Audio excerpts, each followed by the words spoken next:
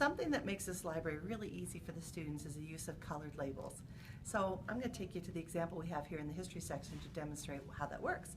If you see a dark blue label in our library, any place, it is a biography. So in history, for example, a dark blue label means a biography about the person. A light blue label means it's an autobiography by the person. That's really easy for the kids to pick up. Let me give you an example of why we had to switch to that. So we used to have a biography wall with all the biographies together, probably like many of you guys still have too. And so the example I give to you that is pretty similar for the kids is, if you can name a living French musician who's a huge philanthropist and makes millions of dollars every year to feed the hungry and homeless in France, say that name. Good-looking, living French musician. You probably can't do it. The answer is Jean-Jacques Goldman and the Enfoirés, and they raise money every year for the people in France. That's what it's like for your students when you give them a wall of biographies and names they don't know.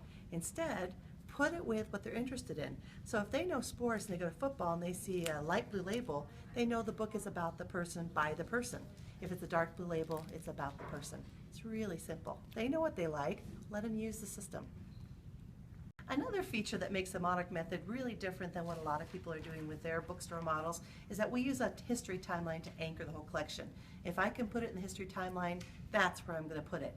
Because it's simple, it's chronological, the kids figure that out really quickly. So it starts out in my timeline with the ancient world, the ancient Romans, the ancient Greeks, the ancient Chinese, up to the explorers. But when America comes on the scene, we switch over to an American timeline. So the earliest colonists and the Revolutionary War, Civil War, up to the 1900s. And then we go by decades, all the way up to current events that are happening now. That's something that's really different if you think about it, because with Dewey, your history section would have been in the back in the 900s. Talk about a waste of real estate. So we pushed ours into the very front of our library. And what makes sense to follow your history? Today's history, current events, of course, which would have been your 300s in Dewey. They wouldn't have gone together ever.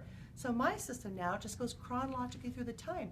The kids don't even have to really know exactly when they happen, just have a feel for it, and they can find the books themselves.